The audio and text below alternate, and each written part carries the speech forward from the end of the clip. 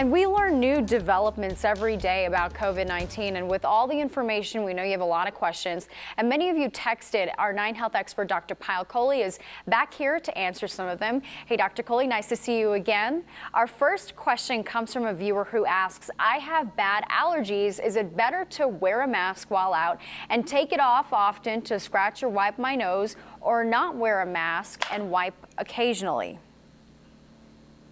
So Natasha, this is an important question because those that have allergies actually need to take even more effort to wear a mask, because you can imagine when you have allergies, you're more likely to spread your respiratory droplets. You're sneezing, you're coughing, and you're wiping your nose. So definitely wear that mask, but I do have a couple of tips for people who have allergies. The first is keep a bottle of alcohol sanitizer close to you, because every time you touch your face, you need to sanitize your hands before and after you touch your face. And make sure that it's fragrance-free sanitizer, because if it has fragrance in it, it can really set off those allergies. The second is to make sure that you use a fresh tissue every time you wipe your nose or touch your face with the tissue, because the last thing you want to do is to wipe your nose, put the tissue down somewhere where it's contaminated, and then put it back close to your face.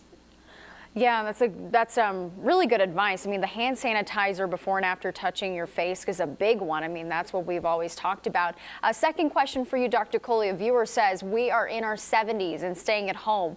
Would it be safe to have our grandkids ages 7, 4, and 2 over for dinner?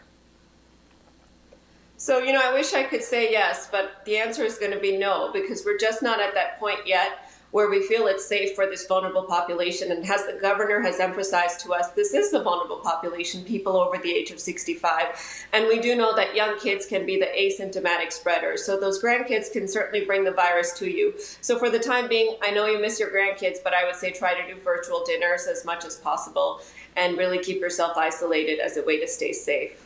Yeah, a lot of us are making those kind of sacrifices too. And third, a viewer wants to know, is it safe for us to take our dog to doggy daycare?